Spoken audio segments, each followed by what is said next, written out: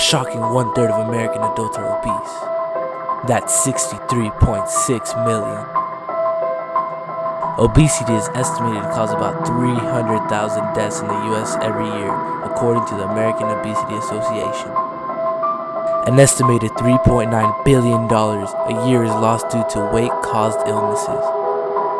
Overweight and obese conditions cost a total of $117 billion per year in medical expenses. If you're obese, it means you weigh much more than is healthy for you. It happens because you eat more calories than your body uses. The extra calories are stored as fat. Since the body consumes much more calories than is needed, it causes obesity, which may also occur because of excessive eating. Things were different 50 years ago. Kids used to play outside, after school and during the weekends. Kids rode their bikes or walked to school. Fast food hadn't even been invented. In 1960, the rate of obesity among adults ages 20 to 74 was 13.3%. Kids nowadays use the majority of their time either playing video games, watching TV, or participating in online social activities. Kids no longer play outside after school. Kids take the bus to school or have their parents drive them there. In 2004, obesity had increased to 32.1%. Nowadays, it's easy to take in too many calories. Calorie-dense foods are cheap and easier to obtain. Although families want to be healthy, many cannot afford to obtain the healthier foods because they are more expensive.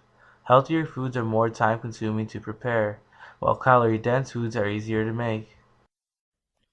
Many factors in America put in the cause for obesity. There is not enough parks or central buildings for teenagers to get their daily exercise to rid their calories. If one takes in more calories and does exercise, then it builds up in the body and is contained as fat. We went to the Northridge Hospital to get more information on obesity.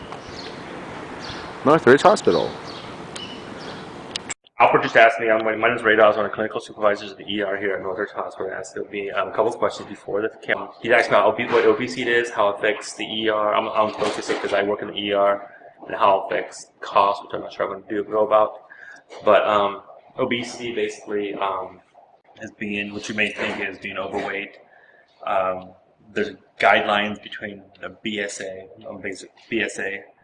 The body surface area is calculated by your height and your ideal weight, which you should be. And if you look at those guidelines, they're pretty stringent, and pretty much most of the people here in California and America are mildly obese, moderately obese.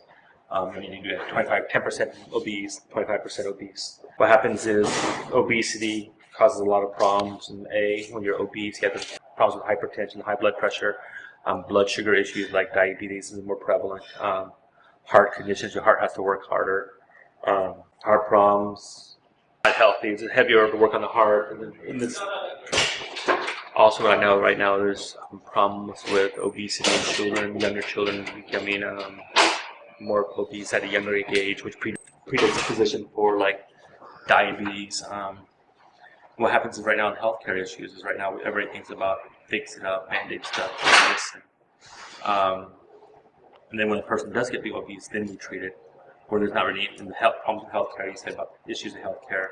There's not really any preventative medicines, just with the funding of the government and also healthcare as it is right now. Everything's like, if you get the disease or the process, then we'll fix it.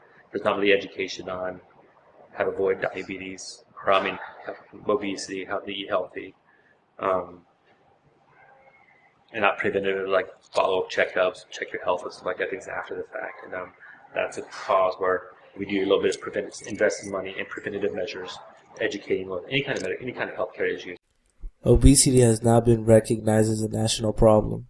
We must address obesity among America's children.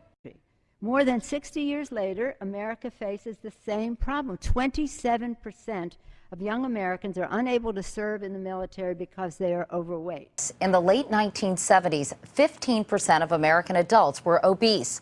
By the early 90s, that number had jumped to 23%, and most recently, 35%. The United States of America spends $147 billion each year in excess medical costs treating obesity-related diseases. Indeed, we cannot afford not to address this problem. We must address this problem. The government needs to invest money to create programs that will help give healthier foods out to teenagers. They have to promote people to get involved in outdoor activities instead of just being at home. People have to eat healthier to help cut down on government expenses. Obesity has to be stopped because at this rate, America will be the land of the obese.